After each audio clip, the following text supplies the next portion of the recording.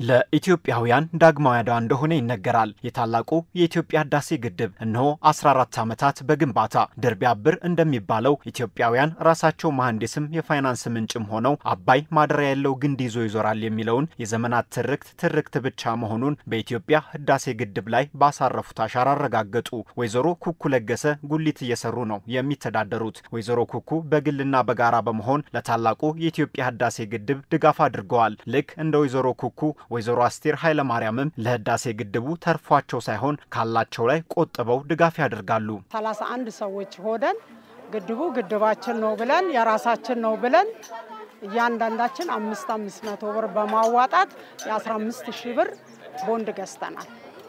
እንግዲህ ይሄንን ያደረግነው ከዚሁ ሽንኩርትም ምንም ቅመምም ምንም የሚሸጡ አሉ፣ የተለያዩ ነገር ዕጣንም የሚሸጡ ሰዎች አሉ፣ እናቶች ከኔም የበለጡ እነዛ ሰዎች ናቸው። የነዛ ውጤት ነው ይሄ 500 ብር አድርገን ለህዳሴ ግድባችን ያዋጣን። ያው ካልሲዎች ምናምን የሚሸጠው ጣን ከዚህም እያረኩ ተቆጥባለሁ።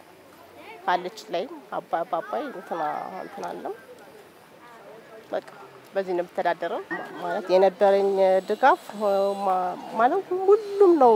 ድጋፉን በርግጥ ያደረገው ሁሉም ብሬፕራው ኢትዮጵያዎች በሙሉ ከመቀነት ከጉሊት ከምቻረችረው ምን ከምትለው ከቤት ላይ ያለችውን ነገር ያረክ እዚህ በመድረሱ ደግሞ በጣም ደስ ብሎኛል። በጣም ደስታ ቃላት ያጥረኛል ደስታዬ ማለት ነው። ታላቁ የኢትዮጵያ ህዳሴ ግድብ ጨለማን በብርሃን ተረትን በእውነት ስጋትን በትጋት የማረጋገጥ ማሳያ መሆኑ የሚታይ ሀቅ ነው። ለህዳሴ ግድቡ ድጋፍ እያደረጉ የሚገኙ እናቶች ሲተረትበት የነበረውን አባይን እዚህ ደረጃ ላይ ደርሶ ማየታቸው በተለይም ለልጆቻቸው የወደፊት ህይወት ተስፋ ማዘሉን ይናገራሉ። ግድቡ ከግብ እንዲደርስም ድጋፋቸውን እንደሚቀጥሉ በቃላቸው ያረጋግጣሉ። ብዙ ጨለማ ውስጥ ያሉ አሉ። ለነዛ ብርሃን የሚሆን ለሀገር ለባለሀብት ለምናም ብቻ ሳይሆን ጠቅላላው እንደ ሀገር ለሁሉም ጠቃሚ የሆነ ነገር ነው። እስከ ልጆቻችን ድረስ ይደርሳል ብለን የምናስበው ደግሞ እውነትም ነው የሚደርስ ነገር ነው እና ህዳሴን ዛሬም ነገም መደገፍ ባለን ዕጣንም እንዳልኩ ተሽጦ ሽንኩርትም ተቸርችሮ ይሄ የሚታየው ቃሪያ ሎቢ እንደዚህ ነገሮች ተሽጠው ዛሬም ነገም እናድሳለን። ከህዳሴ ጎን ነን። በጣም ተስፋ ለልጆቻችን እኛም ደርሰንበት አይተነዋል። ጸሜ ያለቀ ነው።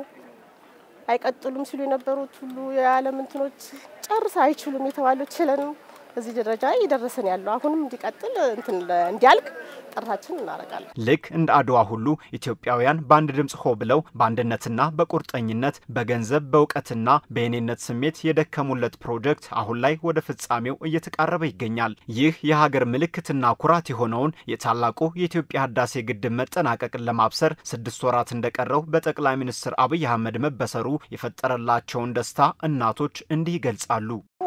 ነገር ያለቀ 6 ወር ቀርቶታል ሊጠናቀቅ ማለት ነው፣ ወደ ትልቁ መስመር ውስጥ ልንገባ።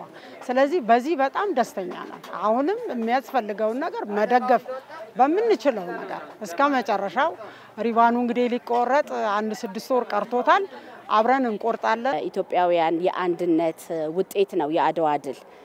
አቅም ኖሯቸው ወይ መሳሪያ ኖሯቸው ሳይሆን በአንድነት ተባብረው ተመካክረው ተደማምጠው የሰሩት ድል ነው። እስከዛሬ ድረስ የጥቁር ህዝቦች ድል እየተባለ በዓለም ላይ የሚወሳውና የሚከበረው ማለት ነው።